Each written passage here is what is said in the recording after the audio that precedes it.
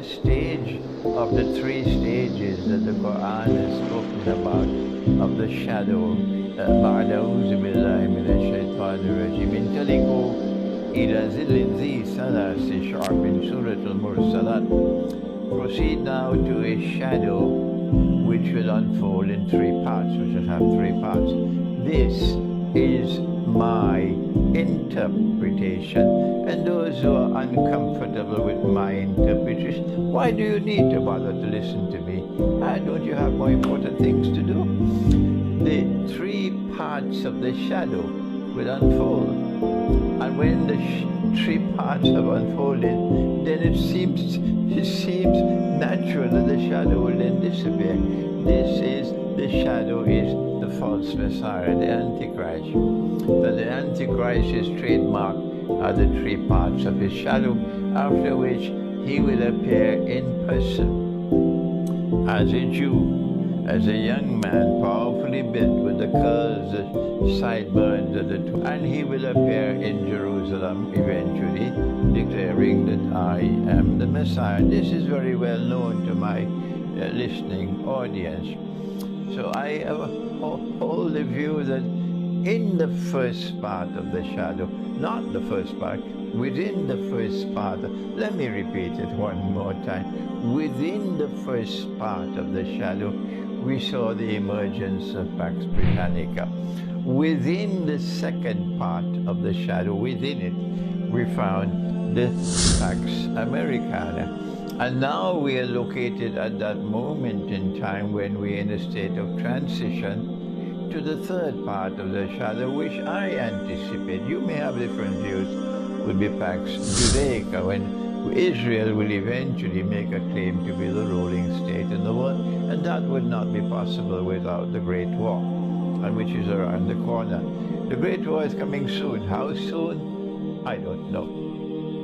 Now, what I want to share with you today is, remember that when Solomon, Nabi Sulaiman alayhi salam, was ruling the world from Jerusalem, from the holy state of Israel that we call a Khilafah state, remember that Allah tested him and placed upon his throne someone described as a jasad.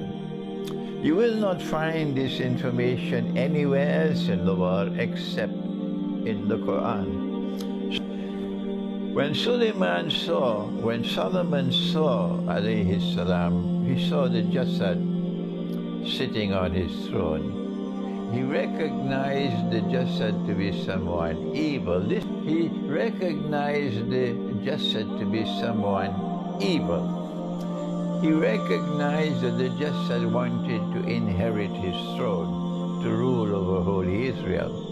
All the prophets of Allah were taught about Dajjal, the false Messiah, the Antichrist. So Solomon alayhi salam immediately recognized him to be Dajjal. This is my opinion. And he then made a prayer, a dua to Allah. And then he said, he prayed to Allah that none should be able to inherit his throne after him, and that there should be no kingdom after him which can compare with his. And then Allah responded.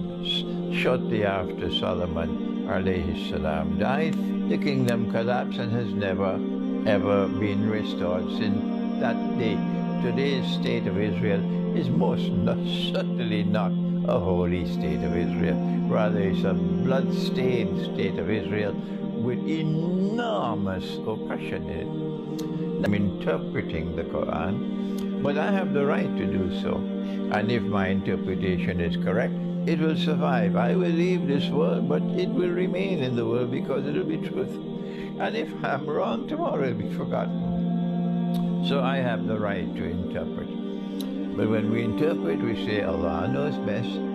So if I am correct that the Antichrist is a jasad, what are the implications?